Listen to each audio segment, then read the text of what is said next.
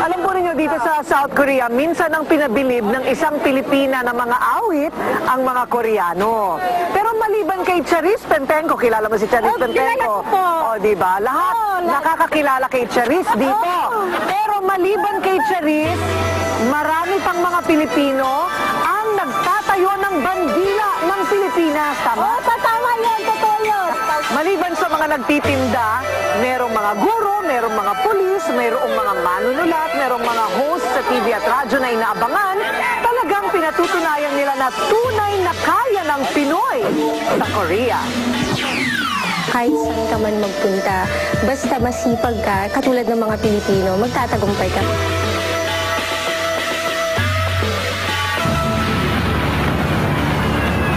Halos 6 na dekada matapos ang pinakamadilim na bahagi sa kasaysayan ng bansang South Korea,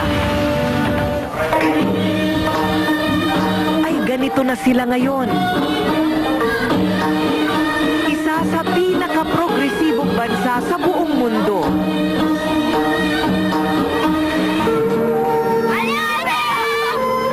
At kasabay nga ng patuloy na pag-unlad ng South Korea ay ang pag-abot din ng mga pangarap ng maraming Pilipino dito.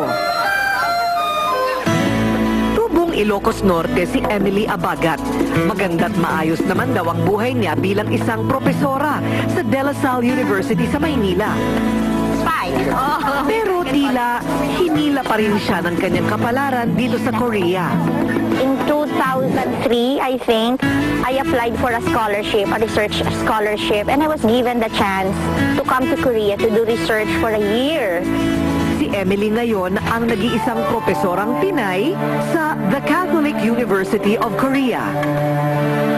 Hindi pag-aaral ng Ingles ang tinuturo ni Emily sa kanyang klase dahil ipinagbabawal pa ng pamahalaan ng Korea ang pagtuturo ng mga Asyanong tulad ni Emily ng Ingles. Isa sa mga criteria na hindi tayo pasado if we don't have an existing free trade agreement with Korea. And that's the only reason why we cannot be given, the legal visa to teach English in Korea. I have met a lot of Koreans who really believe in the ability of the Filipinos, especially in teaching English. Tunay nang bilib sila sa kakayanan ng Pilipino. Otherwise, they wouldn't send their children to Philippines. This was my classroom actually last semester. Mahirap daw ikumpara sa sistema ng edukasyon sa atin. Pero bilang guro dito, nakita niya ang kaibahan. Dagdag pa nito, mataas daw ang sweldo. Libre pa ang tirahan. Kaya raw kahit papaano, nakakaipon siya. Kasama na niya ngayon ang bunsong anak na si Miguel. Dito na rin mag-aaral ang anak. Estudyante naman sa Ewha University sa Korea si Regina. Pagiging panatiko sa kultura ng mga Koreano ang nagtulak sa kanya para mag-aral dito. Kasi nung time na yun, lumabas na yung mga Korean movies, Korean dramas na pinapalabas sa Pilipinas. And because of that, I got interested sa Korea. It's a very small country, pero ganun na yung narrative niya. Si Reg kasi, hindi siya takot matuto ng bagong bagay. Siguro dala na rin na may tiwala siya, hindi lang sa sarili, kundi na rin pananalig sa Diyos.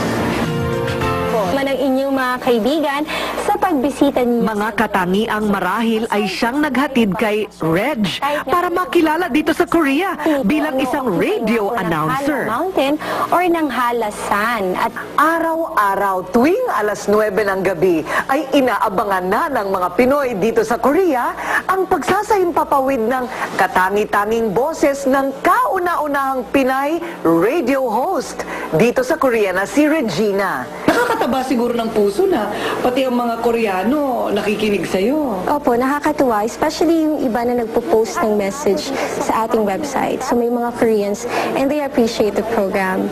Ano sa palagay mo, kaya ba talaga ng Pilipino makipagsabayan? Ano mang bahagi ng mundo? Kayang-kaya. Actually, lagi ko nga sinasabi na kahit saan ka man magpunta, basta masipag ka, katulad ng mga Pilipino, magtatagumpay ka kahit anong mangyari. Ito nga po si DJ Reg at kayo ay nakikinig dito nga po sa Kiss Radio.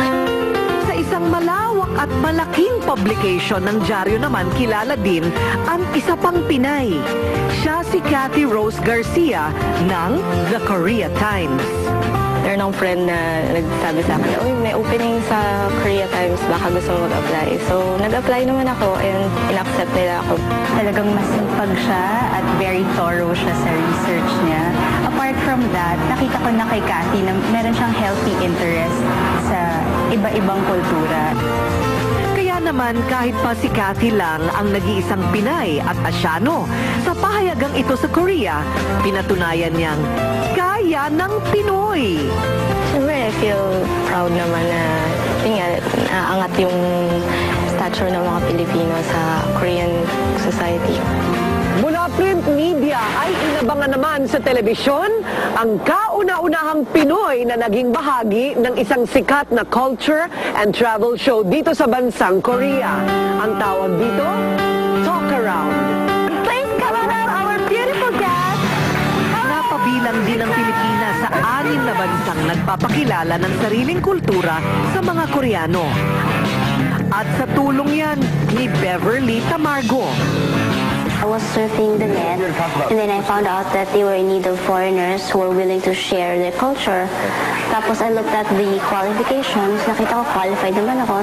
A religious pendant, Our Lady of Peña Francia. Ni sa hinagap, hindi niya inisip na makikilala siya sa South Korea bilang personalidad sa TV. I hope na yung mga ibang Pinoy sa ibang bansa, magkakaroon din sila ng parang initiative at lakas ng loob kasi yun yung nagbubukas ng opportunity para sa kanila.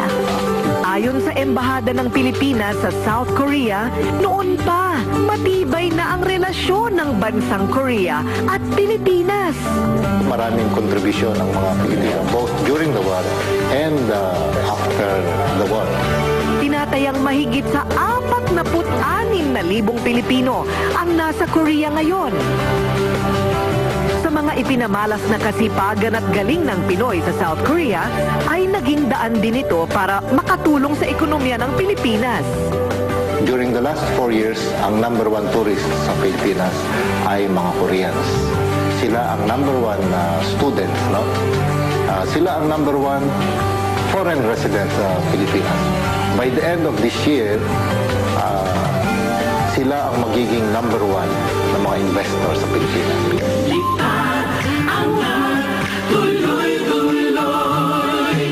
Hinaya nina Emily, Regina, Beverly at Cathy sa South Korea, kaya rin ng libo-libong Pilipino saan man sa mundo.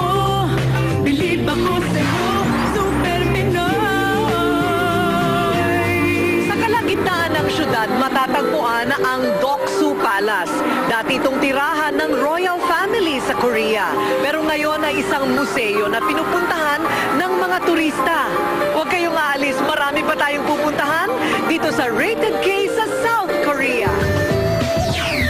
At para sa inyo namang mahihilig sa telebisyon, ito na po ngayon ang pinakabagong modelo ng telebisyon na mabibili ngayon sa merkado, ang tinatawag na Live Borderless TV.